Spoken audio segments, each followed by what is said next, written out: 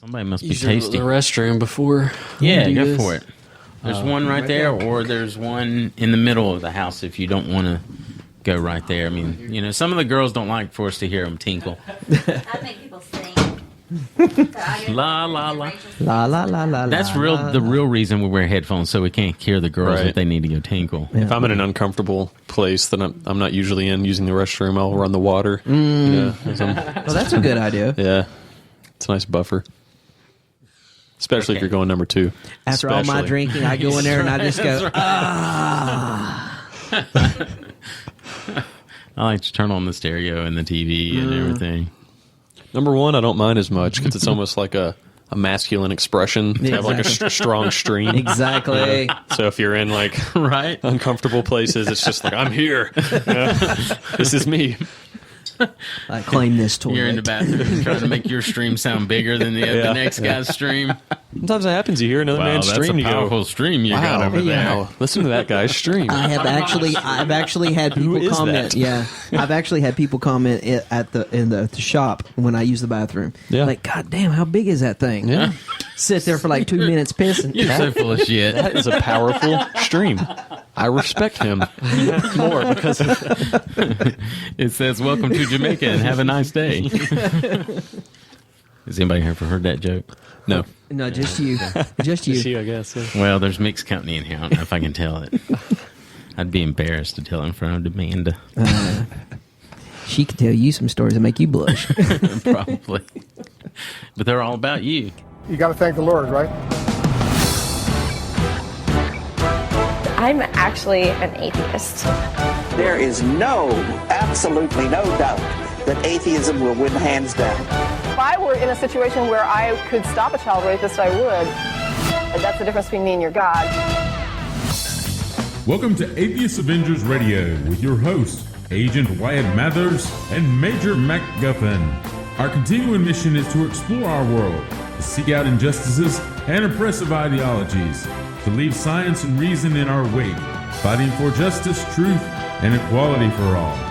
We are here to inspire the next generation of godless heroes, avenge the harms of religion, educate the uninformed, and ensure the well-being of all individuals by defending the separation between church and state. The Atheist Avengers. Because together, we can change the world. Well, we'll just start then. All right, we stop started. us? We're starting. So we're here today with the Atheist Avengers and with, Citizen Earth Media Podcast. well, Hello. welcome to our studio. I know we're going to release this on both podcasts, but you guys are in our studio, so welcome Thank you. to our space. Thanks for having us. This is a very nice studio. It's very comfortable. Thank you very much. Yes. I don't know. Sometimes it gets a little friggin' hot in here. Feels nice and cool. There's that See a fan over there, Yeah, yeah. there's a fan right there. Yeah, I had to get the fan. Yeah. And that fan's really cool, too. That's the only 'cause it's fan quiet. the Avengers has. That's the only one I could find that didn't make any noise. It looks cool too. Oh, it doesn't yeah. have the enclosure like most fans. Right. It's unhinged. It's like styrofoam blades. Oh. Go stick your finger in it. Well, I'm guessing it wouldn't hurt. It would not. Not even a little bit. I was just wondering if you trust me that much. I do. I trust you, Wyatt. All right. So, yeah, that's me. Hey, Wyatt. Hey, Mac. Hey guys, hey. So tell us a little bit about your podcast for our listeners so that we kind of know what you guys do and who doesn't, who maybe hasn't listened to your podcast. I don't know who that'd be. I mean, everybody should listen to it, right? Yeah, of course. Yeah, everyone. But what do you Jeez. guys do? What's your mission? Why did you start a podcast? You go ahead, Isaac. Oh, okay, I'll do it. Well, actually, we started a podcast because of Sam, which is why I kind of motioned to him to start talking, but he passed it on over to me. I like hearing you talk about me, though. I don't get a chance to do that a lot. Yeah. We want you to fluff his feathers. Yeah. Well, I had got into podcasts, I don't know, maybe 2.5 years ago, listening to a couple different ones, but the one that really I actually watched on TV, Joe Rogan Explains Everything, or Joe Rogan Questions Everything. It was like a TV show on Sci-Fi. Okay. I'd heard about podcasts before that, but I never really delved into it. And I saw in segments of that show, they film them talking on a podcast, and they're in the studio, they got the headphones on, and the show was so good, I wanted more. So I was like, I got to check out their podcast. And so I started listening to that and just got sucked in from there. So, Joe Rogan, I guess, got me into it, but then I got quickly hooked on to Dan Carlin, Hardcore History, Common Sense, and that's still to this day, I think, my favorite podcast ever, with just both of those combined. But I'm sure Joe listens to our show, so I'm sure I'm sure he so does. just say Shout hey out to him. Joe. Hey Joe Rogan, yeah. So, and then I started listening to another podcast called the Duncan Trussell Family Hour, and it had an episode on there about podcasting. And it was just talking about the medium, and talking about how cool it was, and talking about how anyone can do it, and talking about how, it's free speech for everyone. Anyone can do it. So I was just like, I want to do one. And I was working in a science museum at the time, so I convinced them to let me do one for them. They bought me some mics, and I did about maybe 8 to 10 episodes, but they didn't really get it, and it didn't really catch on, and I don't know, I didn't stay there long anyway, so that didn't last too long. And so shortly after me and Sam moved back into the same area of Morganton, North Carolina. Well, it was actually before I moved back. We started Before the you- podcast while I was still living in Nashville. So I was Okay. actually driving down on weekends to come and start it. Yeah. This was right before you had your baby. So Right. That's you were quite a like, commute. you were like, No I want to shit. start something before I would have my stayed Before in I'm not Nashville. able to. Yeah. Yeah. Well, I knew I was moving back. So it was I would maybe. have. I would have wanted to stay in Nashville. Well, I love Nashville. Yeah. Yeah, I miss it a lot. But we were, as Isaac said, I was about to have a kid, and we had family in the Morganton area, and just needed to move back for financial purposes, cheaper makes cost sense. of living, having the Yes, family most around definitely. to help. Kids And, don't grow well in the atmosphere up there. Yeah. It's- They don't grow well. The air's too thin. Gotcha. Yeah. Well, I mean, There's too much patchouli in the air. right. Yeah. So I don't know. I guess I had a little unrest about that and wanted to. I hadn't really found a hobby before that I really excelled at or really was into. And with Isaac's help, I got into podcasts as well and just wanted to do one. I just had the idea of doing it. I kept thinking about it. I was working a job that didn't really take a lot of my mental capacity at the time. So all day at work, I was just thinking about podcasts and listening to podcasts and thinking about what I wanted to say on the podcast I was going to drive down to Morganton and do with Isaac on Sunday. Right. So we started it then, before I moved back, and kept going. And that was about a year and a half ago, almost. Year and a Something half, Yeah. Yeah, and so there's not. We've kind of struggled with our focus the entire time because we really just wanted to make something where we could just get on and say whatever. Right. We don't have a specific kind of genre or like with you guys. I mean, you have the Atheist Avengers. It's about that, and we talk a lot about that stuff because we're I atheists still as well. feel like we lack focus though. So don't Yeah, Sure. Yeah. don't build us up too much. Well, I think part of that was because what got us into it so much was Joe Rogan, Duncan Trussell. Right. And they don't have a lot of focus, but it's easy to be successful in that style if you're already a famous comedian. Right. So that's we're trying to replicate a style without not, the fame. You're not. What I really like about your show, in that, taking all that into consideration, is you're not alienating anybody, which we actually are. Yeah, we really are. We have a bias. We have a specific audience, but really anybody can listen to your show. You could appeal to a broader audience. So yeah, it's almost a double-edged sword. yeah. It's harder to draw people because there's not really anything to draw them in with. No. But once you get them there, you're less likely to scare them away, in a sense. So you guys probably have a lot more listeners in the internet sphere or whatever Yeah, than we do because exactly. we focus on a lot. We have a lot of local Right. people on. We have like the mayor, but who the hell cares about the Morganton mayor outside of Morganton? I mean, even you guys don't care about what the Morganton mayor has to say. I'm sure maybe you do a little. Well, I've gonna known assume. Ronnie Thompson for years, Okay. and I had no idea he had been elected mayor until I heard it on your show. Really? Oh, cool. I did not even know. But I hadn't seen him. I didn't even find out about David passing until it was too late. Anyway, tell us a little bit about your content and what you've had so far. What kind of shows that you've done? The mayor. I know you guys actually have some pretty serious politicians on your show before. haven't We you? have, yeah. Yeah. Tell us a little bit about that. Well, the previous mayor was on before they had a race. And it was funny. Some people actually give us a little bit of credit for maybe the outcome of that race. Because it's the funny story that we've told Yeah. a lot of times now. But we tell it again. Yeah, I'll tell it this time. absolutely. You Please. normally tell it. But the former mayor, Mel Cohen, who had been the mayor for 30 years in Morganton, we just wanted to have him on to talk about history in Morganton. I guess was the the purpose. historic Morganton Festival is coming up, so we're just like, oh, it's gonna be Right. topical. And it just happened to be that we were in election season. He had an election coming up, and he declined. Well, he initially said yes, and we got all excited. Isaac posted on his Facebook, "Hey, we're gonna have the mayor on." cool. We hadn't had a big audience yet, so that's kind of a big deal for us. And then he backed out and said, "Oh, well, I don't know. I've got an election coming up. I've done radio stuff before. It's never worked out for me then, so no, I'm not going to do it."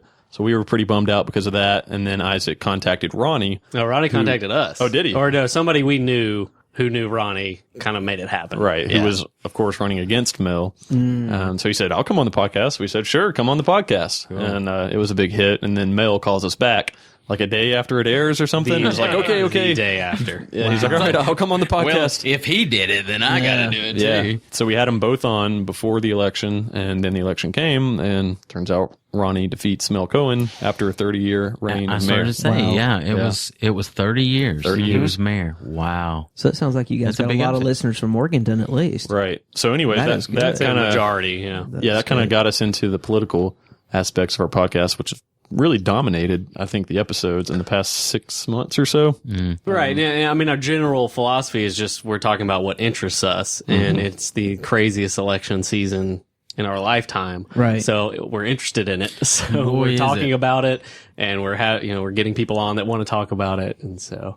So yeah, we've had both mayors on. We've had Hugh Blackwell, who is the current House representative. Yeah, state. And of course, Tim Barnesback, who's running against him in the upcoming election. It's been on a couple times now. We've had county commissioners. Who else, Isaac? City council members. City council We've members. had all but one city council member come on. We've had people running for city council, register of deeds, and even going into the fall, I mean, we're just looking anyone that's on the Right. ballot. Like, we're going to give you a voice Right. to talk to people. Why are you running? Why are you doing this? But probably, I guess maybe more larger sphere than that. We've had Rick Bryson, who's running against Mark Meadows, and I'm not sure if Hickory's in that district or not. District 12, do you know? Happen to know? Okay, so is Mark Meadows your representative too? No. So he's our Congress, on U.S. Congress. No, he's our not representative. our representative Okay. here. No. So he's not in your district then, but we've had him on. He's running against Mark Meadows. He's Democrat. Mark Meadows is Republican. And then we had a superdelegate on, Jay Quinn. A Democratic superdelegate for Bernie wow. Sanders, Jake Yeah. Quinn from Asheville. Wow. Come One of the on. few That's a voting good for one. Bernie Sanders. Yeah. That was a big deal for us. I met him at, I went to the Bernie Sanders rally in Charlotte a couple months ago. And, he was called out. Luckily, the person speaking called him out. Wow. And he raised his hand and was like, hey. And so I was like, oh man, I'm going to go talk to that guy. And he's a really cool Talk guy. to that So. guy. Interestingly enough, since we started the political stuff, the more liberal leaning candidates have tended to be the ones that have come back Right. and wanted Oh, to yeah. do more podcasts. I think Hugh Blackwell, who's more of the conservative persuasion, has maybe even straight up ignored our request to maybe come back. Yeah, and he's willing. He's told us he will come back on sometime, but he won't talk about This. HB2. Yeah. Right. So he's hesitant, and I guess that makes sense because we lean that way. Yeah, and that's been Anyway, kind of a 'cause you struggle don't for wanna- us. We attempt to be as unbiased as possible in our interviews, and I think we succeeded to a degree in Yeah, that. I really, you do a good job of that. A real good job, because I listen to it, and there's some times where there's no way I'd be like pounding them on that Right. point. And like Isaac does a great job. He's like, well, see that, and making a really good point without making it seem like he's attacking them. And But that's, the politicians that's an art normally, form. they stay away from our names though. Atheist Avengers. Yeah. Have y'all tried to get anyone? We do a lot of, like with the HB2 thing, we brought on some like transgender people to talk about the effects of it more so than the politics of it. Like what it means for, or the struggles that transgender people have. And Yeah, that I kind think of our thing. name is controversial, so it's like It is, as soon as they yeah. hear it, it's like, no, I can't do that. I got to make sure that evangelicals vote for me that year. Yep. Yeah. So, I mean, it's really funny. And we'll talk more about humanist groups later, but even like with the humanist group, people that won't come out and be seen with a humanist group at 10 o'clock on a Sunday morning because they're afraid of somebody seeing them at, yeah, because with a humanist all group. of our meetings are in public, And that's So, not yeah. like it's an atheist group that we're standing there with atheist hats on or something. Right. It's just ReasonCon t-shirts. yeah, right. But now you guys do oh shoot, I'm sorry, I forgot what it's Conversations called. with Christians. There you Yeah, go. where That's this it. is going, It lost me. The conversation with Christians. Tell us a little bit about that. That was your idea, Sam. It was, yeah. It started, the first one we did was with my very good old friend whose name is Christian. I think was that the first one? Yep. Yeah. Okay. So I guess the idea was to simply have conversations as opposed to debates or arguments. Sure. And try to highlight similarities as opposed to differences, and and differences. I mean, and both. Yeah. And that's another double-edged sword, because as it turns out, the differences create more ratings. So the more heated a debate gets, the more popular the episode seems This to is be, true. even though the intent of the series is to kind of come together on our similarities, and kind of show that we're all aiming towards certain things. And I mean, most of us anyway. So it started with that, and then we've had our dad on, and then a few other people. Can you name the other ones, Isaac? We've had a Episcopal preacher, Jim Dolan, on. We've had another preacher, a Baptist preacher from South Carolina that our cousin hooked us up with. I think that was the most popular one that we did, and it definitely got the most heated. Yeah, at the time that was like the biggest or the most listened to episode we put out. And but after the episode, because it got so heated, we were just like, man, that sucked. I don't want to do that again. Right. But we want to keep doing it, even though it's kind of not fun in some points. But we had we haven't released this one yet, but we had a guy from the Southern Evangelical Seminary out of Charlotte on. Have you guys heard of that? Yeah. The seminary, it's very strange, and I don't know how I feel about it. Well, I do know how I feel about it, but they teach you how to be a Christian apologist, which is Yeah. They teach you how to argue. We had sent invitations to them about ReasonCon. As a matter of fact, I think ReasonCon 1, there was like a class of them that made a field trip to ReasonCon, the first one, but I don't think they came to the second one, even though we invited them. We're like, come on, have a conversation with us. Yeah. But I think they're afraid. But yeah, I've heard of it. It's they're teaching people how to argue. Yeah, How to argue. exactly. Be apologists. And that makes sense after the podcast we did with him, which was the one that left me more frustrated than any other podcast we've done. Yeah. He's really good at arguing. Yeah, I even said in the podcast towards the end, like, I feel like I've been banging my head against a wall for like an hour and a half. Wow. And I had an actual literal headache after Yeah. we had done that podcast. Yeah, and I get frustrated. I don't think I could talk like that. I've never been a Christian or anything, so it's really hard for me to, I guess, figure out how people can actually believe in the beginning. But, I don't judge that part. But, it's like when we get into talking to Christians, it's really hard for me to debate someone because I'm just like, what the fuck are you thinking? Yeah. Yeah. I mean, I don't know. And these guys So- are particularly challenging too, because they do this roundabout way of arguing where they go back to like the philosophy of the Renaissance, and they pick out these philosophers, and they've got this, they basically start out with, they don't try to bring religion or the Bible into it at all. They try to just, engage your reason or whatever. Right. And they go back to all this really basic fundamental philosophy and try to build on that. And he kept saying over and over, like, oh, I'm not, I don't have enough time to convince you there. Cause I think they literally have this plan that's like, okay, we got to convince you this, then we got to convince you this, then we got to convince you this, and finally we convince you that Jesus is God. So you think there actually is a long-term plan with like a time frame? Yeah. I think, Yeah. because he kept saying that when we obviously weren't buying it. He would say, "Oh, well, I don't expect you to get this in a 5-minute conversation Right. about it." And I said like 2 times, "Well, how long would it take then?" You know what I mean? Well, and I know what Isaac's talking about. He's talking about the chain of reasoning that he uses to ultimately build his straw man argument that he can knock down at the end is basically, and there is a process to that, Yeah. and I've seen that, and it's difficult to argue with. It's very difficult. Not because it makes any sense or it has any reason or logic to it. It's just because they frustrate you so bad. Well, it's quite before the you actually opposite. get- It's Yeah. quite the opposite. He uses a lot of nice sounding words and sentence structures To say nothing. to say nothing. Yeah. And so you're sitting there trying to figure out what they're actually saying. Right. And that's why I had a headache. It's not that I disagreed with what he was saying. I literally couldn't figure it out. So that's why I said banging my head on the wall. Like, what is this dude even talking about?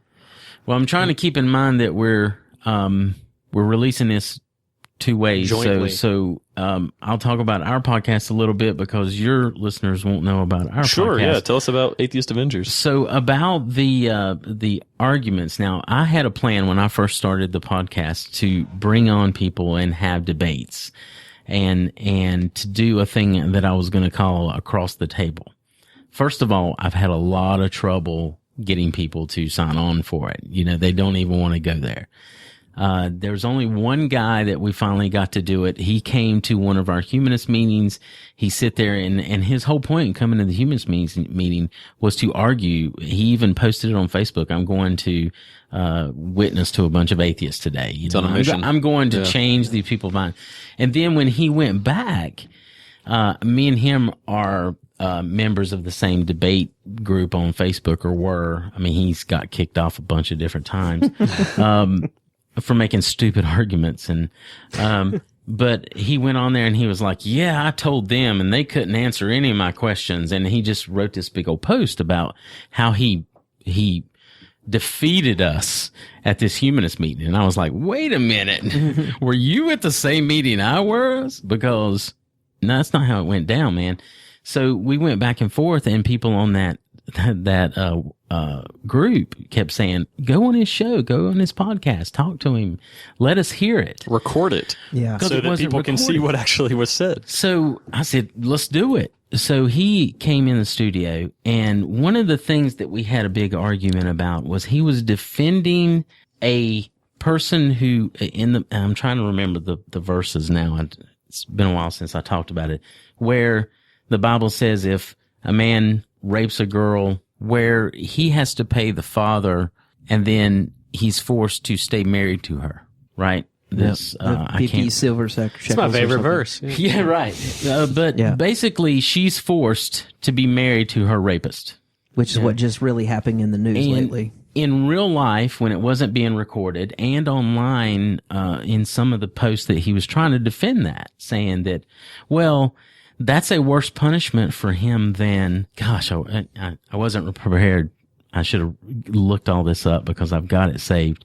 But basically his argument was, well, imagine if we made rapists marry people today, that would be a worse punishment than putting them in jail.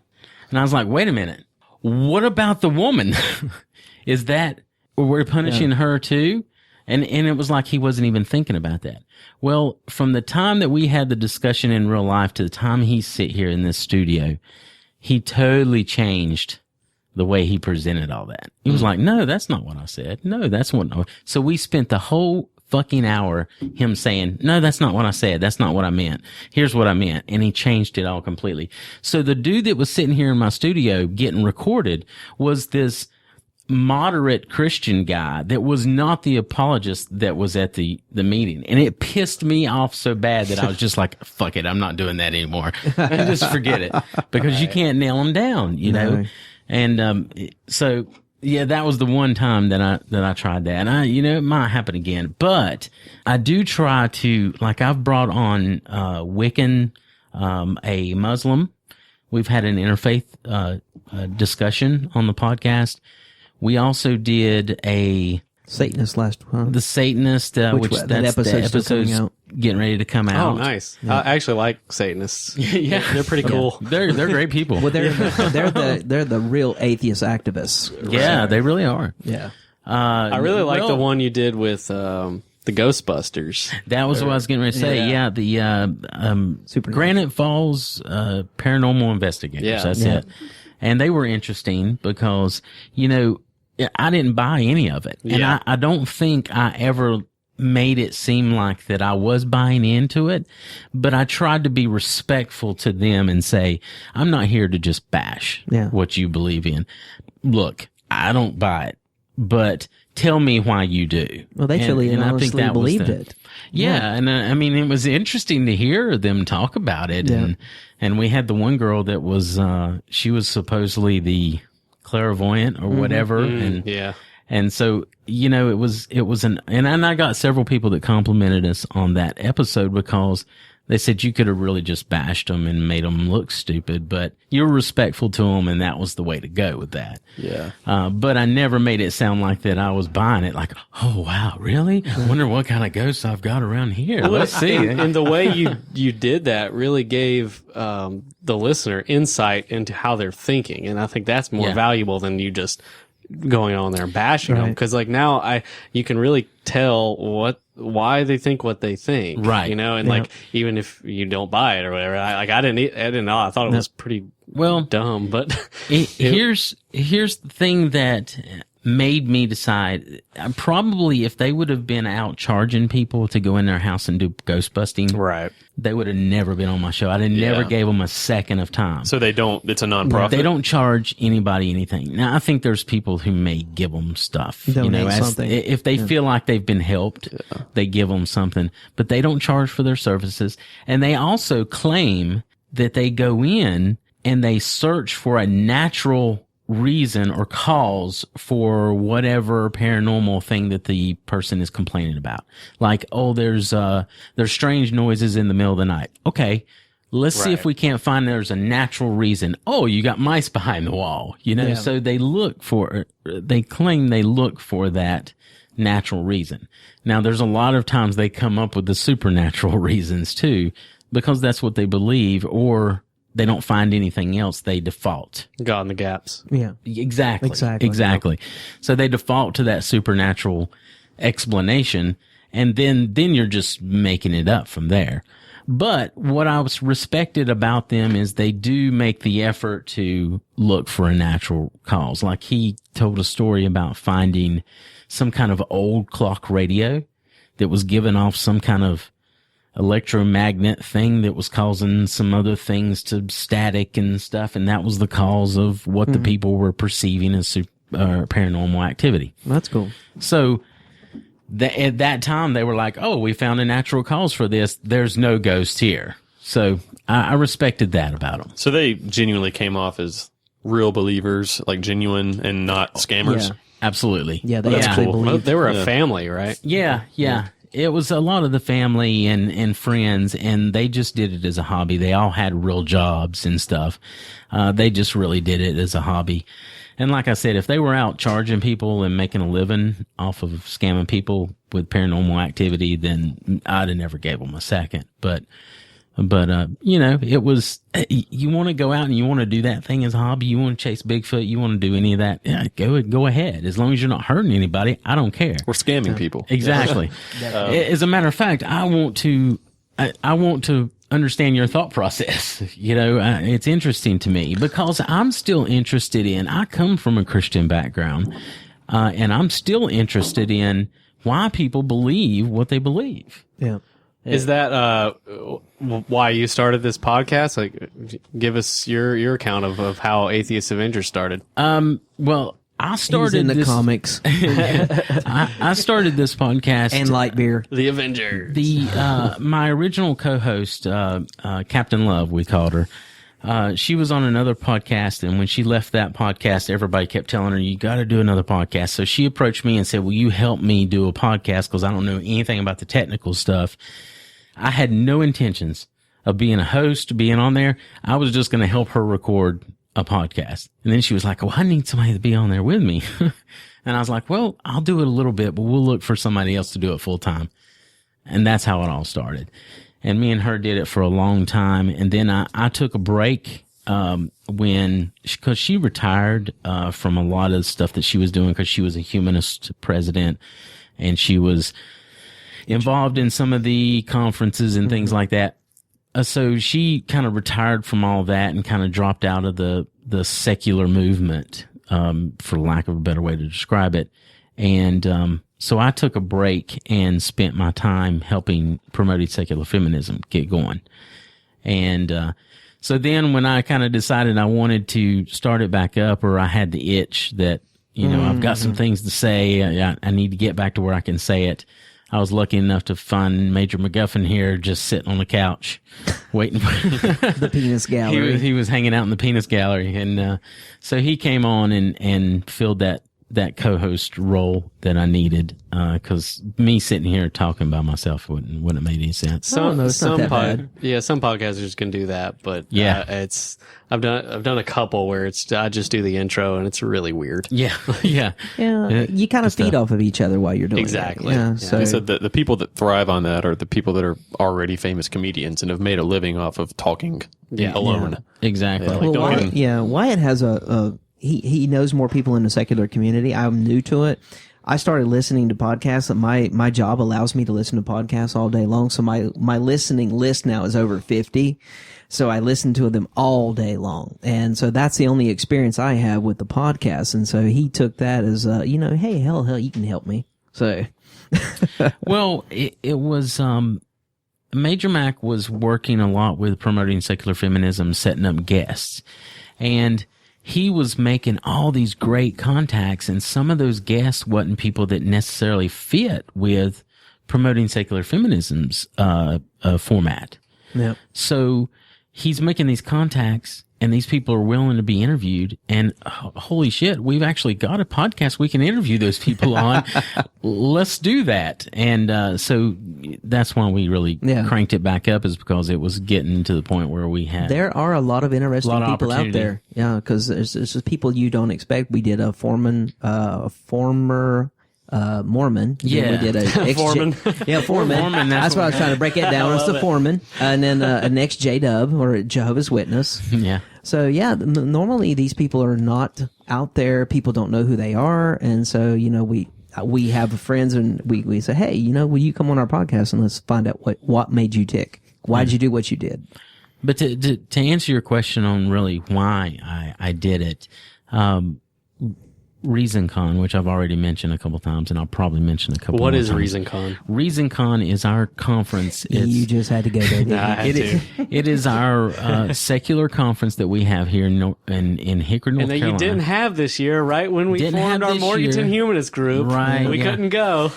We didn't have it this year because of the Reason Rally. There was just too much hubbub around that, so we needed to support the Reason Rally. And frankly, I didn't think it was a good business decision to try to do a conference when you had such a big event going on that was going to draw a lot of your people away, because a lot of people, frankly, can't afford to go to multiple conferences through the year. I know I can't. I can't either. So if they would have had to choose this year, I didn't want to make them choose ReasonCon over Reason Rally or vice versa. So ReasonCon is the national. Reason Rally is the national. Reason Rally is the one that just happened in DC. Right? Yes. ReasonCon is the one you started. That's right. That's the one we do here in Hickory, North Carolina. That you started? Yeah. I was part of the original one, and then once because the original guy that started it was a guy that did the Atheist on Air podcast way back when. He doesn't do it anymore. But him and my co-host, my original co-host, Jennifer, she did the conference with him, and I was the technical director for it, for the first one. So I was involved very heavily, but I didn't actually create it.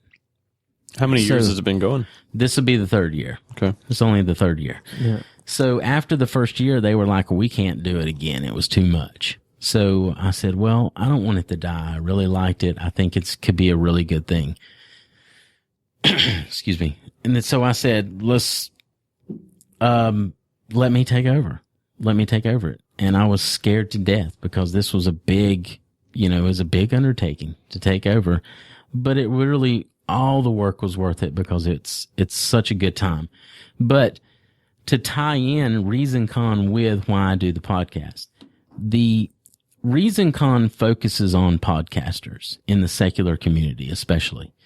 And what we do is we celebrate them at ReasonCon. Yeah. And we hold them up and say, listen, a lot of times the podcasters are the first line of defense to people coming out of religion or coming out feeling like they're alone.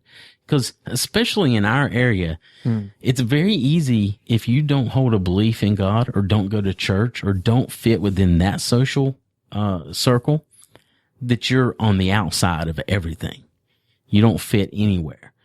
So there's a lot of times where people feeling like that, they have no place to turn except for something private like a podcast. So they can listen to a podcaster and they can listen to those ideas and somebody talk about the experiences that they've had, and they can relate to that. And I think, and that's even easier and more private than picking up a book, because somebody can see you reading that book, So listening to a podcast, putting in your earphones, that seems like an easy way for people to start. And a lot of people do start that way. I mean, how many times have we heard stories about people say, oh, I started listening to the Scathing Atheist. I started listening to Dogma Debate.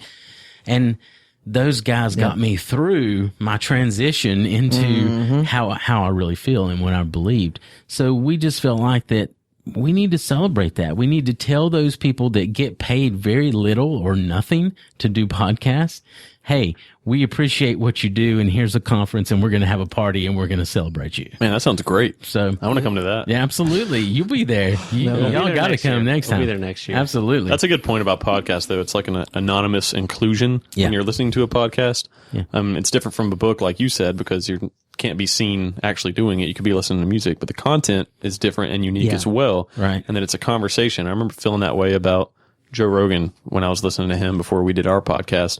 You feel like you're there sometimes, even though, I mean, and you could be. I mean, a lot of times, like is right now, she's not necessarily speaking much, but she's here with the conversation going on. So they became my best friends for a while. Like, I started listening to podcasts when I was going to school in Michigan. I had 20-hour drives, or more.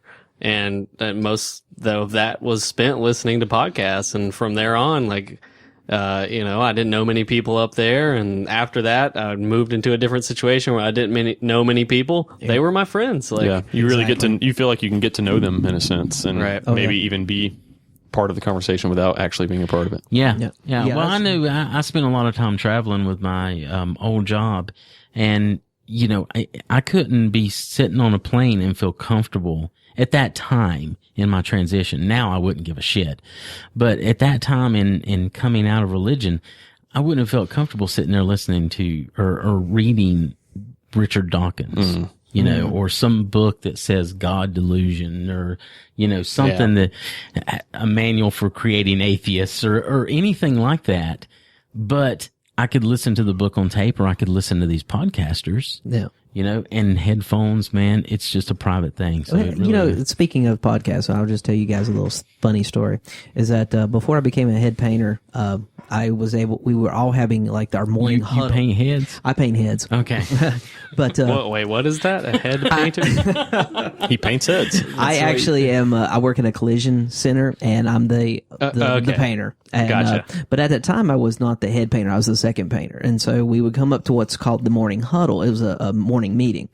And during this time, I listened to the podcast because I don't really need to hear what's going on. And so one of the team leaders from the other body team said, like, what in the hell are you listening to? And I showed him, and it was Scathing Atheist. He's like, fuck, you're one of those? I was like, yeah. And so from then on, it's been like everybody jokes with me. So, like the latest joke was that they put a coin on the outside of my booth taped up there about, God, it was like a verse in the Bible and everything. And so I was like, okay, fuck you. I went out there and put tape around it and a pentagram around it, circled it up. And so I took pictures of it to make sure everybody's seeing, hey, look what the hell they did to me. And I did the pentagram, and it's like, it got ripped down real quick. But, I wouldn't advise that for anybody out there, but for my job, it's, they pick with me all day long. And both team members I have underneath me, they're both Christian. But, I said, by the time the ReasonCon comes around, I'm going to have you guys up there. I'll buy you a drink. And so I pick with them all the time. But I'm in a predicament where my position is like, safe. Okay, my boss knows what I am. We talk about it all the time. I've tried to get her to listen to my wife's podcast. I've tried to get her to listen to our podcast. But obviously it's not going to work yet. But I'll keep working on it. Well, that speaks to something. I mean, we had a meeting today with our humanist group in Morganton, and one of our members brought up a concern that she had about getting a new job. Like she's going to school right now, and right. she's about to go into the workforce, and she's very concerned about being open or even being affiliated with our group. Yes. Like she doesn't there's reason right for her to be cautious about what she believes and what she actually feels about religion and God and all that. That's why we go by, our pseudonyms and everything, is that my wife, everybody knows Demanda Wright, is working at a local Lutheran college. And so we keep our pseudonyms so people don't associate her with her job. So yeah, I'm the lucky one, but there's people out Right. there that cannot do that. I mean, Agent Wyatt had to do the same thing. Right. You know, that's why he goes by a pseudonym, so people can't find him out with the 80th Avengers. But at Yeah. the same time, that's what we're trying to change, right? Yeah, right. We're It's trying exactly to change what we're trying that to- situation. Exactly. That situation is fucked. It is. I'm very lucky that the job that I work at, it's not allowed. You know, political discussions, religious discussions is frowned upon in my workplace. So I don't have to have that conversation with anybody. However, the flip side of that coin is also I'm not out because nobody is. Yeah, right. I don't know the religious affiliation of anybody that I work with. That's really the way it should be in, It should in a be. workplace. Yeah, and especially in a college or a school or something like that, it should Yeah. not Right. be an issue at all. Like, there should not be Well, a lot of the- humanists yeah. or Christians bringing up their religion Exactly. in a school setting. Right. So I'm lucky there, but in community setting, I am proud to be out and be yeah. the face for people who can't be out. Oh, yeah. Because there's a lot of them. I mean, we had a guy that worked in the school system. He was a school teacher. He was he was openly gay, but he was terrified of everybody finding out he was an atheist. I mean, that says a lot. It does. He had no problems, you know, being openly gay, but if somebody found out he was an atheist, he really felt like there was going to be problems. So we've got a lot of work to do there. And that's why our groups are important. And that's why being out when you can is important. Yeah. Well, let's get into humanism a little bit. Okay. Then. I mean, because we got two people right here. You started the Hickory Humanist Alliance, Right. and then me attending a Hickory Humanist Alliance meeting Right. prompted me to start the Morganton Humanist Alliance. Let's get into that. Like, what is humanism? I feel like you definitely have a better grasp of it than I do. Like, I'm learning every day. I'm reading. I'm getting more and more into it as it goes along. But you've been into it for years now. My definition of it has changed so many times. I mean, it's something that I just feel like that, we should all be able to come to the table on. It's about, humanism is about what we can do for a fellow human, how we can celebrate the fact that, you know, our fellow humans do good things. Regardless and that of we their have beliefs. a responsibility to do good things. And it's good for our species to continue to do good things for each other.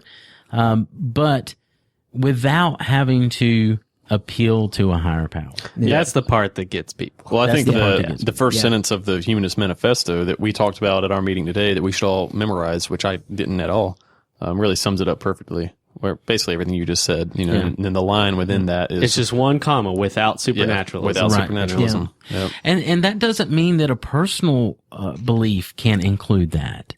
It just means that you have to believe that somebody without that belief can still be a good person. And that's kind of how I present it when I'm like at Oktoberfest or something and people come up and say, what is a humanist? And I was like, well, and I explain these things and say, you know, we have an obligation to be good and we believe that people can be good even if they don't believe in God. Can you agree with that? Well, yeah, we can agree with that. Yeah. Then we're on the same page. Yeah, I almost see it as the without supernaturalism part doesn't mean to say that supernaturalism is bad, but that's not what we're going to use Right. when it comes to what tools are available to us and how we're going to help each other and better our situation. You Right. can be supernatural and have those beliefs, but that has nothing to do with what's actually useful. Right. And what we're going to use You to come can together. believe whatever you want to believe has made you a good person. Yeah. But you can't use that belief to automatically assume I'm a bad person. If I don't hold that same belief, you know, and that's kind of what it boils down to. But humanism is very hard to define, as you're probably figuring out. And my thought processes have changed a lot. The ultimate goal of what I want to do has never changed. I want to be good. I want to do good things for people. I want to have a face in the community to where I'm normalizing, to steal from Mark Nebo from Be Secular, I'm normalizing atheism. You know, I want people to be like, hey, do you go to church? No, I don't go to church. Yeah. Oh, do you believe in God? No, I don't believe in God. Okay, that's cool. So let's talk about this over here. Yeah. And make it to where it's not that big of a deal and people don't automatically freak out because you're an atheist or, I still have family members and stuff. And I've told this story a lot too. Tell but why it matters. why it matters. So I was actually outed being an atheist during the Amendment 1 debate. And if you don't remember, the Amendment 1 was the thing that came up a while back where they tried to change the Constitution to say that, and I'm trying to remember the wordage. It redefined officially defined the definition of marriage as being between one man and one woman. Right, and which it also affected like common law or, that's not the right word for it. Drawing a blank. It was common law, wasn't it? Civil unions. Civil unions. It dissolved civil unions and it just caused a lot of problems. So anyway, there was a lot of people on Facebook that was calling it the marriage, it's the gay marriage amendment. It's the gay marriage thing. And I was on there arguing for it. And somehow me and this guy got talking about, of course, he was arguing from a biblical point of view. And I was like, the Bible doesn't matter. That's not, that shouldn't come into play when we're talking about government. He's like, well, what are you, an atheist? And I was like, well, as a matter of fact, I am. Turns out that guy was somebody I knew from my childhood. He actually had went to church with me. And he took it upon himself to send out messages to all my family and friends on my Facebook. What possesses someone to do that? I don't know. I don't know if he thought. Yeah. I guess he thought He has that to be it was going angry to about shame me. Yeah. Or that it was going to, because I had a lot of people after that come out. My mother passed away in 2007 and from breast cancer. And I had a lot of people that come to me and said, your mother would be so ashamed of you. She'd be so upset. Jeez. And I was like, first of all, fuck you. Yeah. That's my because initial reaction. you are not allowed to use my mother as emotional blackmail. Second of all, you didn't know my mother nowhere near as good as I knew her. And I know that no matter what I did, she would understand and she'd still love me. So fuck off. So I guess he thought that it was going to cause me to be ashamed or sleek away and hide and not spout, what I believed. But it did the exact opposite. It freed me because then I didn't have to hide. I was out. Take that. He outed me. Everybody knew. Okay. Everybody knows. Now I can be the token atheist of Hickory and I can be out for the people who can't be out. Motivation He did time. me a fucking favor. He is responsible for creating the Hickory Humanists, for creating the Atheist Avengers, for creating ReasonCon. Wow. What you want. What is it? Where you want it. Mac? Mac, what are you doing, Mac? Come on, Mac. This episode is brought to you some random internet advertisement. Yeah. Oh man, that shit's copyrighted. We're gonna No get in shit. trouble now. What possesses someone to do that, though? I mean, it has to go back to the whole, the part of the evangelical mindset of where not only is this what you believe, but what you believe tells you that you have to tell everyone else that, and that they have to believe it too, and that's your central part of your religion is going out and getting more people to believe what you believe. Yeah. And What's converting the them. obligation that they convince you have? Sometimes it's even in the human nature just to be mean. I mean, we are revengeful and, That was a lot of vindictive his people. motivation. Yeah, that's what I'm saying. It's like something, hey, you fucked with me. I'm going to fuck with you now. Yeah. I mean, that's what the guys at work do to me all the time. Right. I mean, It does feel good. Yeah. Well, I mean, seriously, it makes you feel better. So, yeah, I mean, it's in the human nature. So that's the whole thing about humanism. We're focusing on reason, and not just emotions and feeling. We're basing our actions and our what we're doing in the world based on reason, Yeah. Right. on human reason. Yeah, and I mean, my definition of humanism was very scattered and convoluted. Give us two So, words, 2 sentences. You just started the Morganton Humanist Alliance, Right. So yeah, continue telling us about what your vision for humanism is, or how you feel. Why did you start the group? Why did you want to start a group? We just thought you were so cool. Well, we grew up in Morganton, and My apologies. Just picking. It's cool now. It's cool now. Yeah, it's cool now. We grew up there. I mean, obviously, we're in the Bible Belt. It's heavily religious. We grew up religious. For whatever reason, I blame it on the internet. I became non-religious. And actually, Sam had, just like the podcast, had a pretty big influence in me becoming an atheist. Really? Way to go, Sam. Well, not necessarily because you convinced me, but just because, like, for a while, I just didn't even think about it. I just didn't care. And then, like, you showed me a documentary or something. Well, I actually remember, it was the internet. I think the first thing I stumbled upon, which questioned it and provided any kind of logic against it, I was like, oh, okay. And then I think he was older, so I always kind of looked to him for inspiration and guidance. So I think I actually remember coming to your room at the old yellow house in Valdez we lived in, saying, Isaac, oh, so what about this religion stuff? What do you think on that? Because I'm thinking this. And I remember you just being like, I don't know, man. I was playing video games. I don't care, dude. I don't know. Yeah. But once I started thinking and paying attention, it was just obvious. Once you reached the age of reason. Yeah. But anyway, I ended up majoring in science. Physics was my bachelor's degree, so I just got into science and reason and logic, and that just became that's the devil's my major. thing. Yeah. Oh, shit. But I guess we're both kind of in the similar situation where we're moving back to Morganton. I had a kid in Morganton.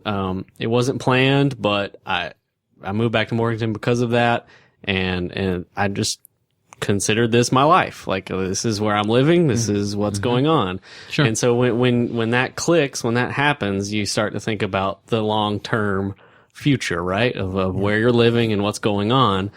And, just started thinking more about, like, it'd be great if there was a group, for people like me and that we could get together and have fellowship, have all the good things about church without having to believe in God. Because there's a lot of good things that churches do and that religion does in a community. They provide a place for people to come together and meet each other, talk to each other, get to know each other. There's a social value.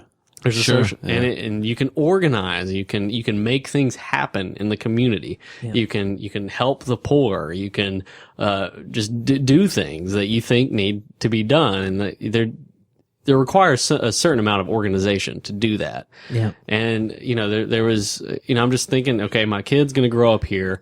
Of course, she has about 200 churches that she can choose.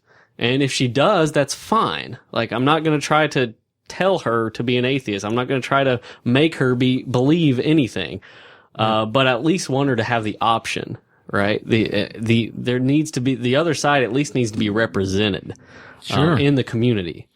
In a positive way. In a positive way, yeah. And I didn't necessarily want to start an atheist group because atheism is, I consider myself an atheist, but I don't consider that my guiding philosophy in how I treat other people. I mean, atheism to me is very simple and very, it answers one question. It answers one question, yeah. I don't have a belief in a God.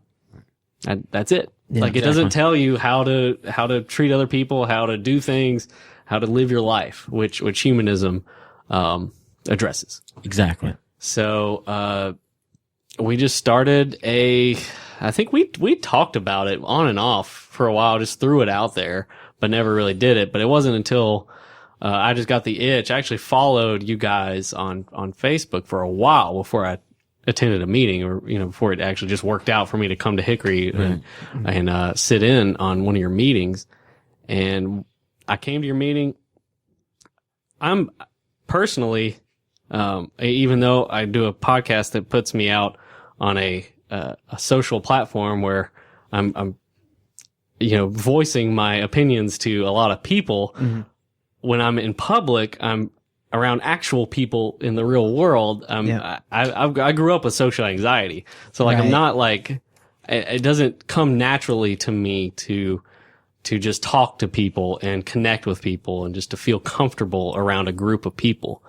But when I sat down with you guys at at the meeting, like I didn't know a single one of you, but I immediately felt like comfortable, and these people felt,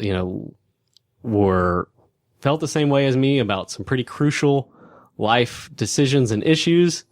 And, it was just immediate connection. And that kind of that experience convinced me that it was worthwhile to try to do this in my town as well. Yeah. Because that's just, that's cool. Yeah. It's And then really we did, cool. we had the interest meeting, which you, Wyatt, came to. And I think you actually played a part in solidifying that and bringing that group together. And your positive remarks, I remember you kind of built us up a little bit and kind of said, wow, this is really cool. This is more people than, we Right. have sometimes. Absolutely. Right? Made us even feel more empowered. It was a huge group. And I knew that, not every single one of those people were going to come back, and he was going to get some different people come in. But for that many people to show up for just an interest meeting was great.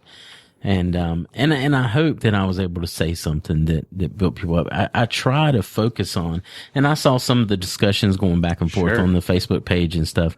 There's a lot of people that are just, because I did in that meeting talked about being an atheist, but I tried to make it clear that, that, just like what you just said, that's not the guiding force behind why I'm a humanist.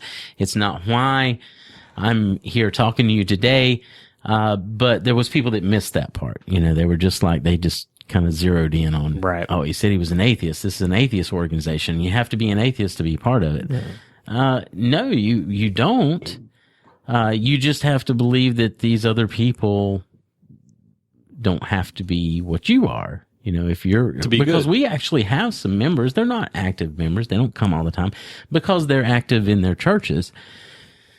And a lot of them go to the Unitarian Church, of course, which is, the just one step away from coming to the humanist group. Right. Humanism was spraying out of Unitarian. Well, sometimes Exactly. even, Yeah. Well, sometimes And they're very the atheist word actually pushes people away. It does. 'Cause Yeah, it, even if that they are. negative connotation against it. And it tends to attract a lot of atheists is the thing. A lot of atheists are attracted to humanism because it is a positive philosophy, where atheism is just a flat out just blah. Like, okay, what now? Well, let's be kind of so there's a lot of atheists there. Well, let's be honest with it. I haven't been to your group yet, but when you use the word atheist, most of the time we have white men.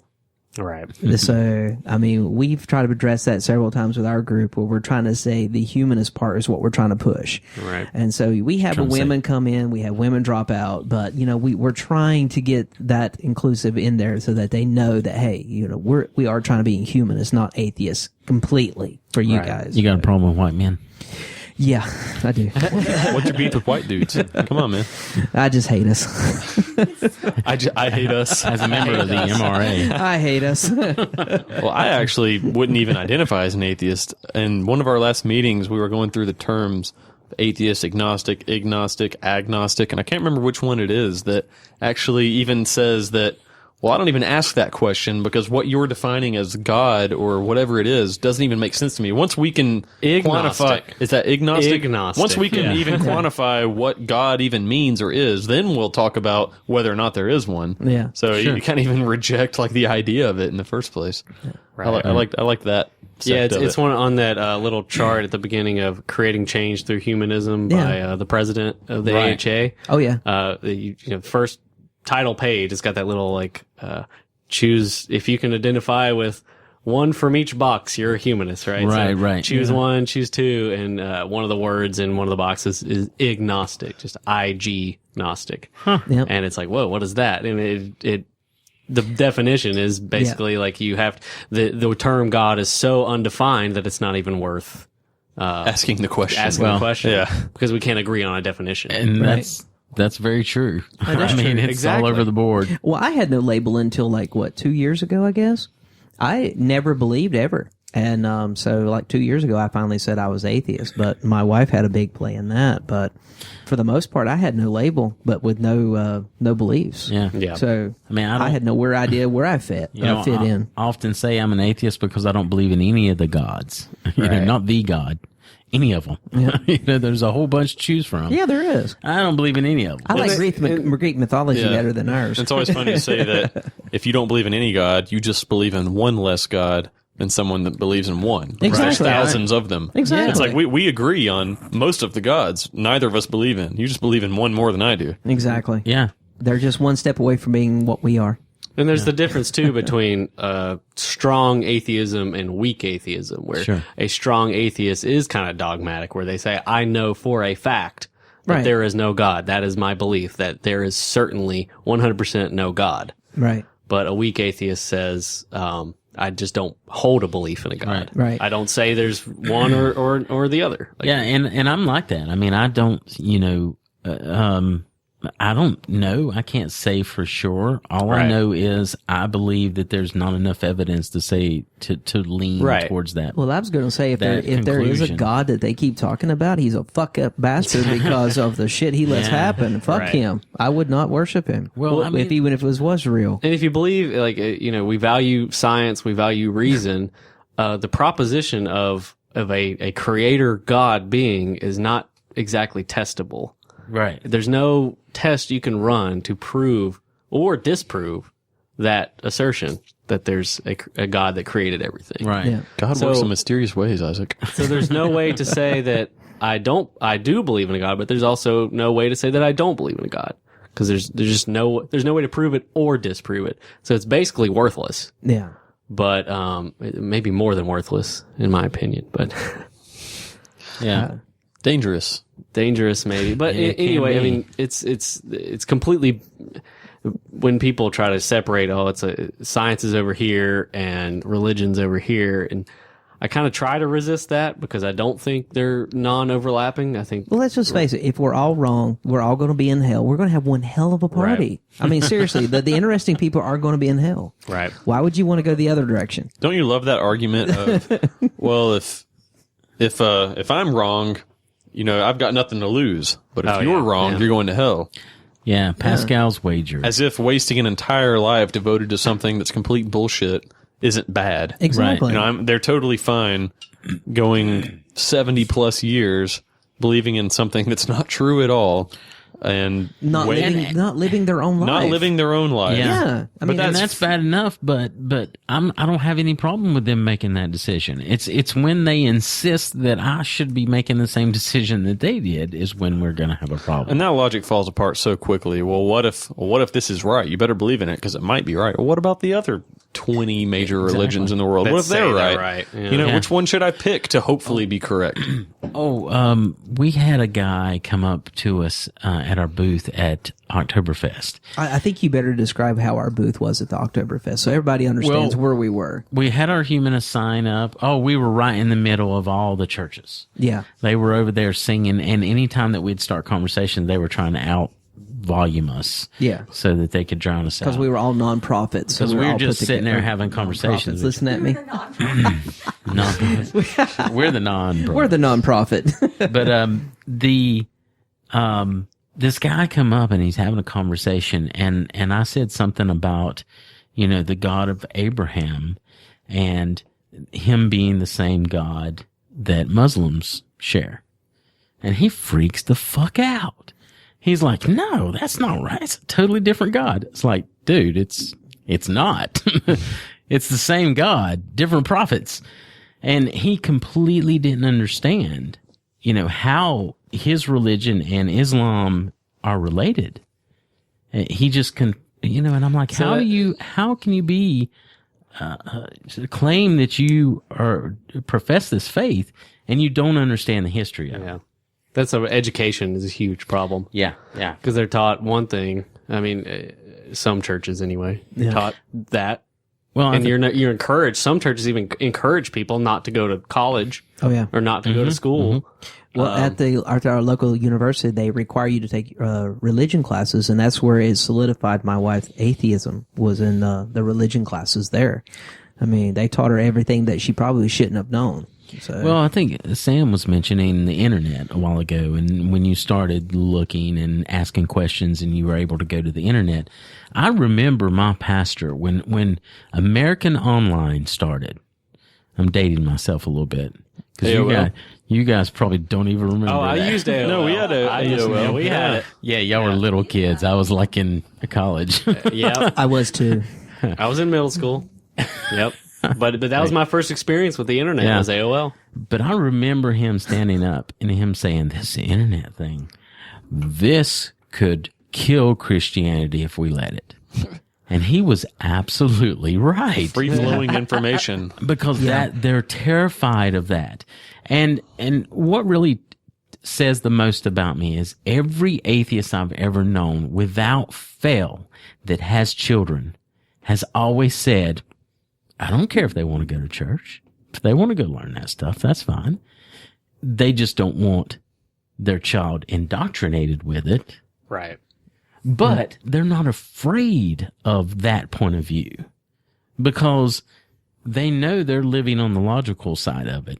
Yeah. As long as you get the other side. Exactly. As long as you get every possibility and you choose of your own free will. Right. This is my choice. But how many Christians do you find that will say, well, I want my child to make their own decision? None. None. Yeah. Because they can't. They can't say that because that's a dangerous thing for their religion to allow their children to I start bet that's making why their own decisions. homeschooling got so big now. Oh, absolutely. Oh yeah. Yeah. Keep them away from the public schools where they're learning. You more talking about about recently? education. Just over the years. I mean, it's gradually improved. I saw a gotten statistic. higher. Yeah. Like that we've gained like 11% in the last year See? Yeah. of homeschoolers. Yeah. Something like that. I go back and forth on that because there's a lot of things about homeschooling I like, and I kind of want my son to be homeschooled. He's only 11 months old now, Right. so I'm a ways You don't off. have any time. But yeah, well, that, and also there seems to be kind of a value too of even if there's things I don't like about public schooling, that's almost reality in real life in a way. So Sure. it's almost beneficial to kind of throw them into that and let them Right. experience it and grow within that the same way Exactly. that I did. So now there's two sides to that. Yeah. But- There absolutely is. And I don't know the statistics and I'm not going to make any No, up no, right no, now. heck no, no numbers. Like some people do. But I really do think if you're going to homeschool your child, you should be licensed or certified in being able to homeschool your children. Like my wife is a professor. I think she would be able to she homeschool homeschools you. Yeah, she does homeschool me. I still fail miserably. You're getting schooled every day. She at least schools you. Yeah. You fail. I do. I fail miserably every day. But I think there should be some kind of certification there. I agree don't with want to that. jump on anybody's. Jump on anybody. Well, about it's the homeschooling, it's but- very similar to indoctrination that happens in religion. Yeah. If you're the only one controlling what your child learns and Exactly. sees and views, they're getting only you. Exactly. Like That's- you are basically yeah. just trying to create a copy. Exactly. I think of if you're yourself. going to homeschool, there should be a harder test at the end of all of that because that person is coming out of this homeschooling. They need to know what's going on in public somewhere. And some Yeah. homeschool groups do have there's like a homeschooling community Right, as well. I mean, I right. don't mean to make it out like Yeah, people yeah, just definitely. or it's just the parent and the kid and that's it. That's all Exactly. it is. There is a community around it, Right. too, but I'm with Sam. I mean, I've seen a lot of homeschool children that benefit from that environment, and their parents do a really good job with them. And I've seen some failures. Yeah. So it really depends on. Well, the from my commitment level and side, the- I've seen more failures than good. So that's only my personal opinion. So And there's actually a lot of people from the secular community that are getting involved in homeschooling now because there's actually, I've been asked to come speak to, as a matter of fact, a parents, it's like homeschooling support group for parents who homeschool. And they want a humanist to come speak to them and talk to them because there's actually a lot of new homeschooling parents that's cool. that are secular minded. right. And that's the reason why they're pulling their kids out of school is because of religious influence that creeps into these public schools, yeah. which I don't think is the answer.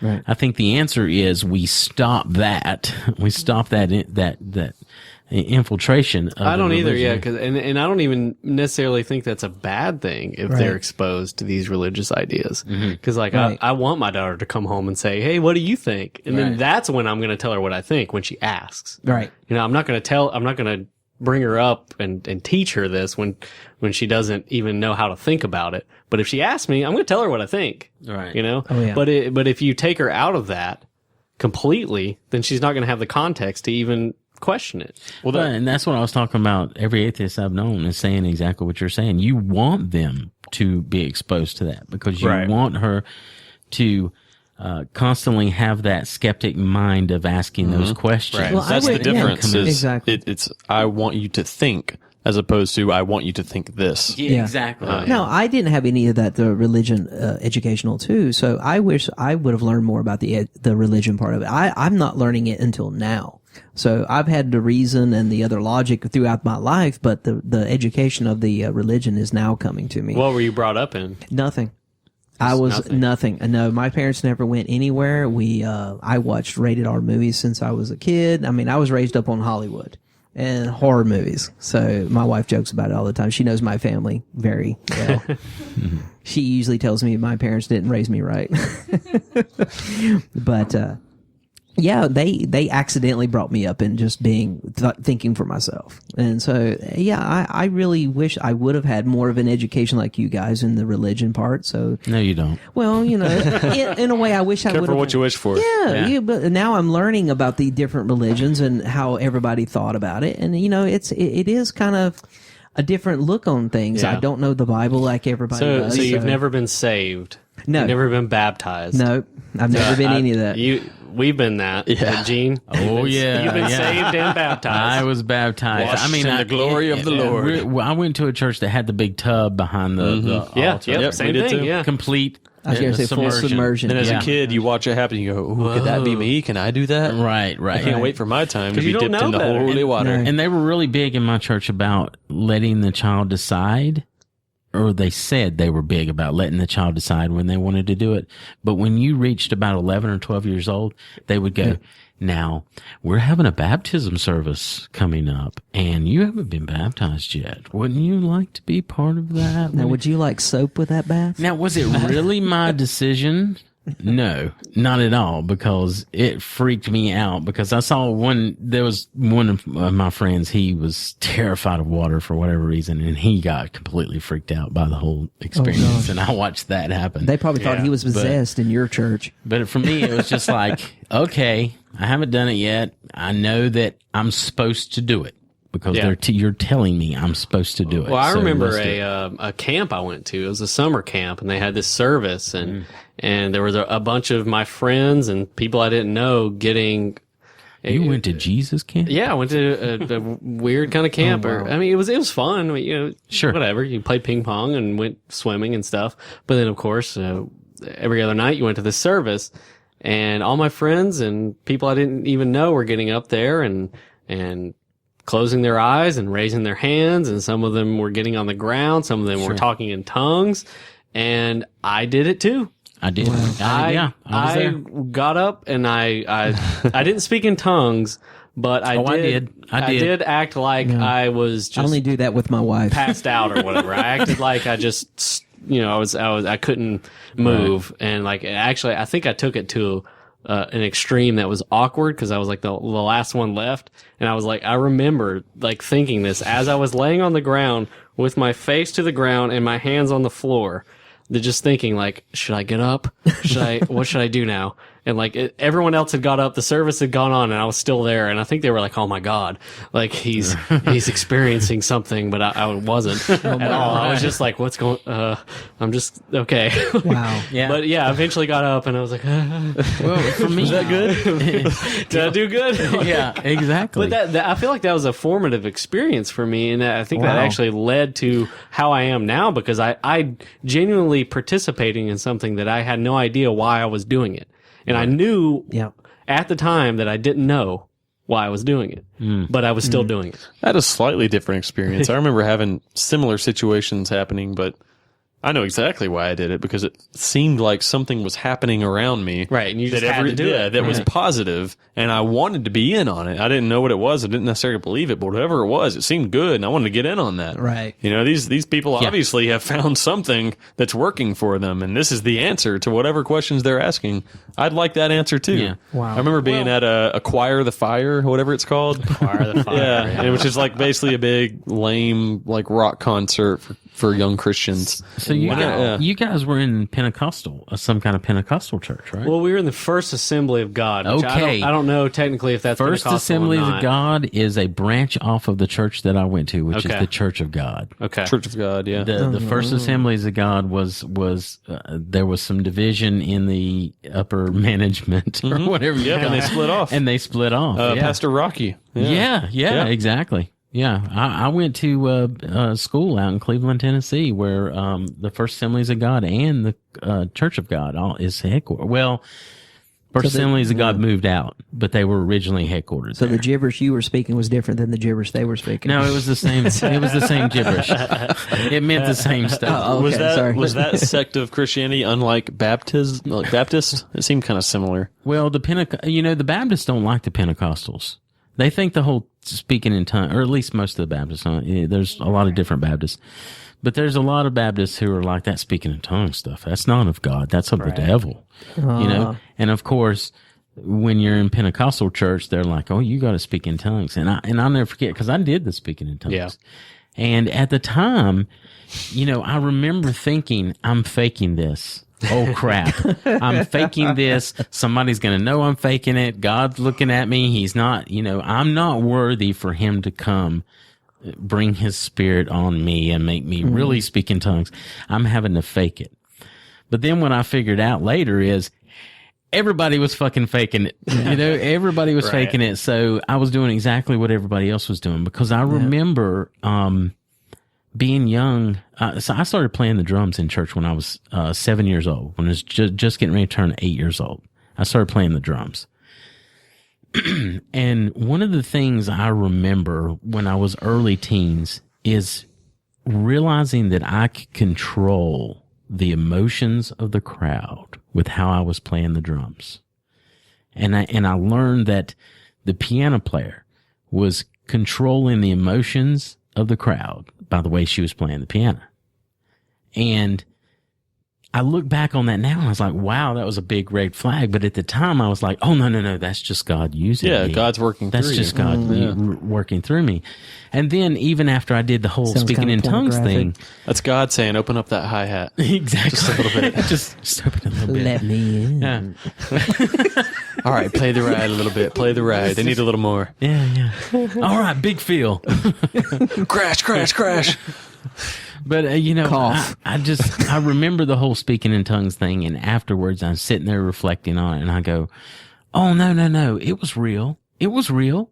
And I had to convince myself that it was real. Right. Even though in the back of my mind, I'm like, I totally was making all that up. Yeah, you're convincing yourself. Yeah. Exactly. And I see how that can happen. Dude, this is bullshit. No, this is cool. That's good. Wow. He's got the angel Everybody on one else- shoulder. Well, devil on the other. and this goes back to earlier talking about why would someone go on Facebook and message everyone that you know and say, oh, he's doing this. It's self-preservation. It's a defense mechanism because, and I experienced this myself, your whole life up to this point is based around and built on this foundation.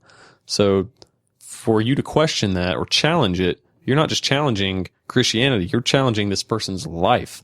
So that, of course they would get defensive about that. Of course they don't want to think that everything that they've done up to this point is a total crock of shit. Yeah. So people go to a lot of lengths to defend that and to justify their life. And the more we learn about this world, again, I've used this quote several times. I really need to look it up so I can say who from. I think it was Christopher Hitchens, but I don't know for sure. The more we learn, the smaller God gets. The more scientific things that we come across and that we figure out. Tim Minchin has the quote about magic. Anything we've ever figured out, any mystery that we've ever solved has turned out to not be magic. Right. So that's a simple way of saying, we can look at the sunrise and think that that's a chariot of fire driving across the sky by a god, but now we know better. So we know that that's not the case. So the more we learn, the smaller God gets. So that's creating this further and further division between the groups, between these liberal people who are, these atheists that are like, none of this makes any sense. And then you've got the fringe out here that are getting crazier and crazier, and they're having to deny more and more things. That's why we can stand on the mall in Washington, D.C. with these protesters.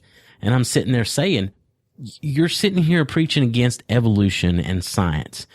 There's a museum right fucking there that's got a bunch of evidence in it that we can go look at right now. And he's like, oh, you mean that building of lies and all those wax figures in there? And it's none of that's true.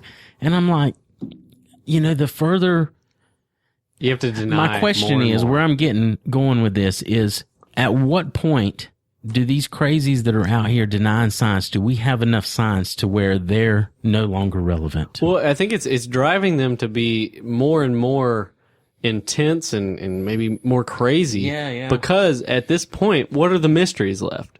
The mysteries that are left are, how did the universe begin?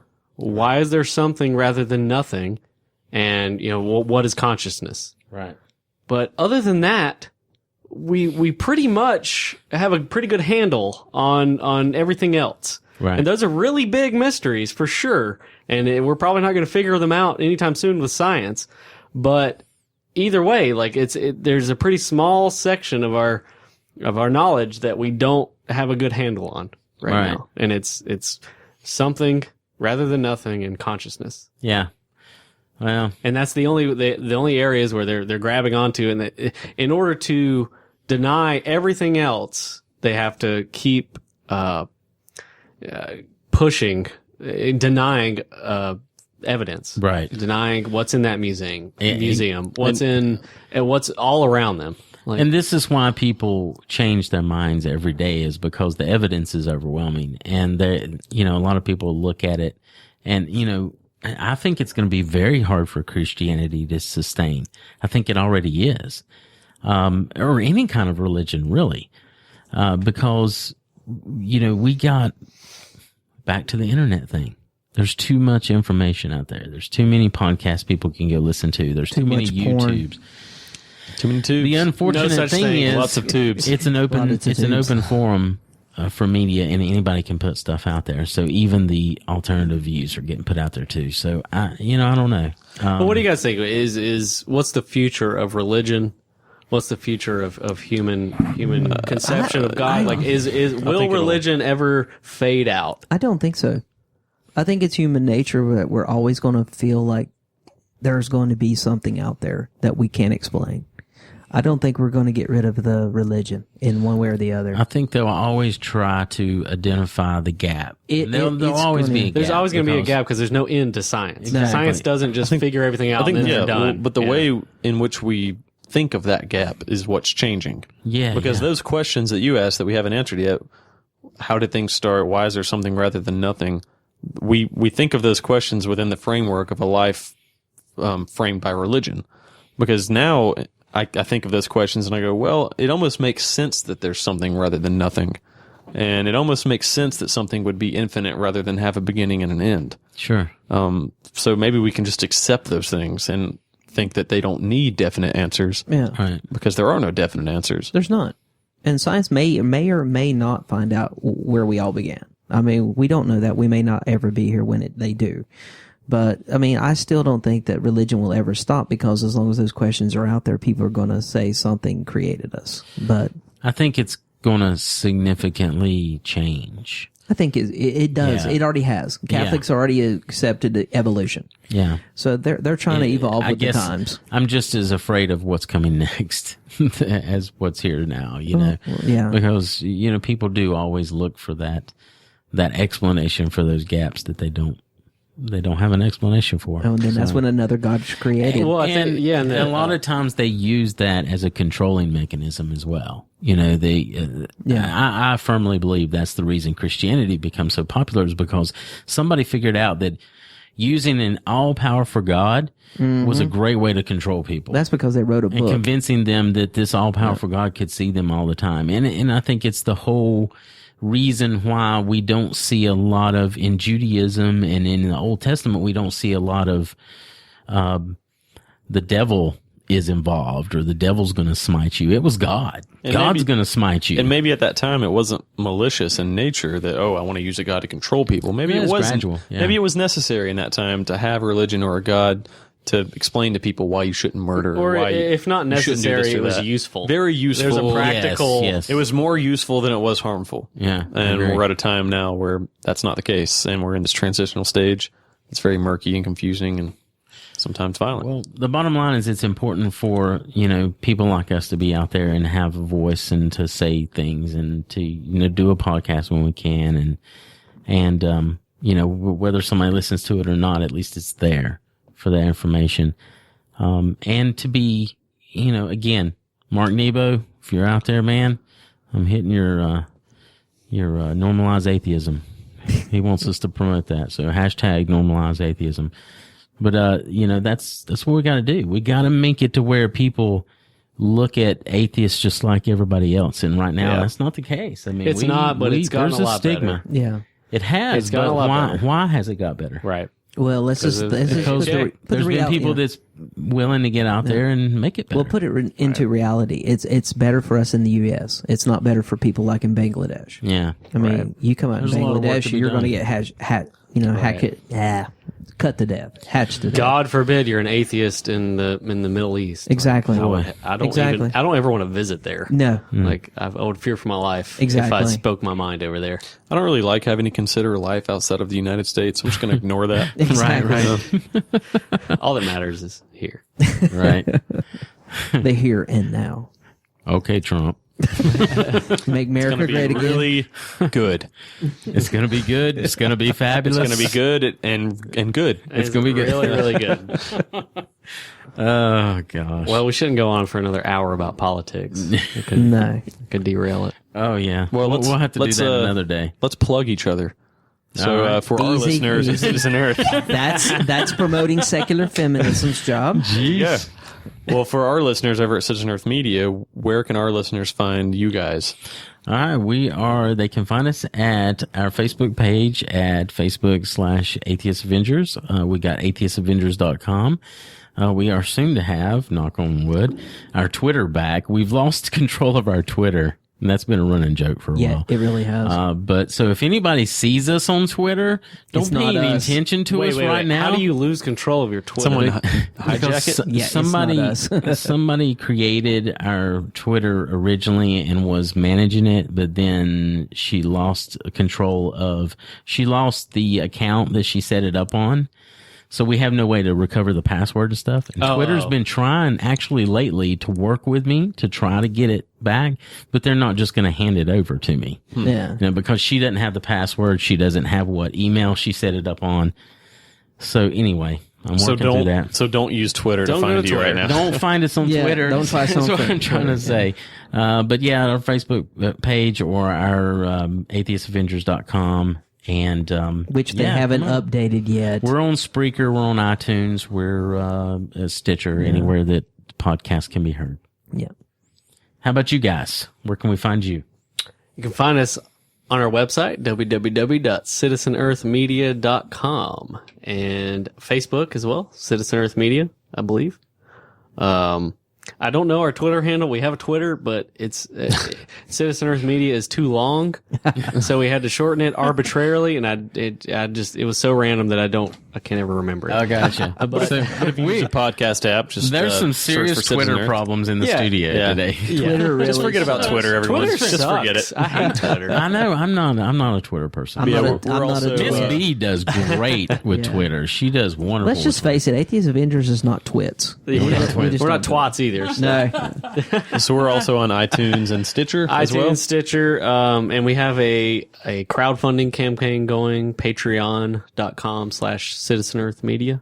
Yep. So we're just trying to get a little bit of funding to do new ideas that we have. Didn't you say at least $4 a month? Yeah, we're asking for $4 a month, which we're putting out 2 episodes a week, so that equates to 50 cents an episode, which I think is pretty cheap. Yeah, I'd that's very say. cheap. Yeah. So that's the minimum, and if you want to give more, sure. I guess. Well, I guess we should mention that we are on Patreon. We are? And we would love some patrons. Shit, I didn't Let's even get know it. that. If you guys become our patron and we become your patron, it'll be great. That'd be Right. 50 cents each episode. Circle jerk. Right. But actually, we're actually losing then because Patreon's getting our money, and we could just not do that. That's And right. They won't get our money. Yeah. So I could just buy I'm you a gonna- beer once a month. Or I'm something. gonna not do that. Right. I will not sponsor you. Right. You will not sponsor me. And thank you for not doing that. But listeners, We're coming out ahead. Yo, but we're trying to get it a little bit more into politics, I think, and hopefully people of North Carolina and wider find that valuable, and hopefully we can get more higher profile people on as we continue to go. that'd be good. And Just stay away from the atheist label, and you'll be fine. well, yeah, and we're not an atheist podcast. That's true. So Yeah. we're whatever we are. I'm concerned about your content after November. I'm really Yeah, concerned right? about what that's going to be. So- Well, if Trump gets elected, we won't have any issue. Y'all have plenty to talk about. I was going to say, most of the podcasters of shit will write themselves. Yeah, Right. not kidding. right. Or everybody would just be shut down. We'll just Like, you said something negative about Trump, so we're shutting you down. Yeah. Well, I'll be in prison. we'll have to go back to in the early episodes. We talked a lot about the singularity and technology, and we basically just jizzed all over the concept of us merging with artificial intelligence. We'll just have to go back to that. Right. So, well, thanks for having us on. Yeah, Yeah, well, this has thanks been for being a lot of here. fun. And yeah, we'll have to do it again. We'll talk more politics. But I wanna want to do have this- way more beer for that. I want to yeah. do this more. We have to do this more. Absolutely. Like, this is fun as shit. Yeah, I just had a full growler by myself. I mean, I'm had really three Major good. Mac is I'm 3 really sheets. good. You guys can come down to our studio next time, perhaps. Absolutely. Yeah. Sounds good. We'll get our as long as game you have together. some headphones for us. Oh, shit. Oh, shit. Oh, we can bring our own. Yeah. Yeah, just bring this and this and this. Yeah. All right. Bring all that. Well, thanks a lot, guys. It's a lot of fun. Yeah, and, absolutely. Hey, keep up the good work. Keep up what you do. You as well. Yeah. I Likewise. enjoy your podcast, and good job starting the Humanist group, man. I wish you all the luck with that. And you know that if there's ever anything I can do for you, to give me a call. I'm actually gonna call you soon. Or I have you a lot can of like questions. talk to me now. I'm right here. Well, we could. Yeah, let's do that. Okay. All right, cool, man. Well, I guess that's all for us. I think so. And so we'll see you guys next time. Yeah. Bye. See ya. Adios.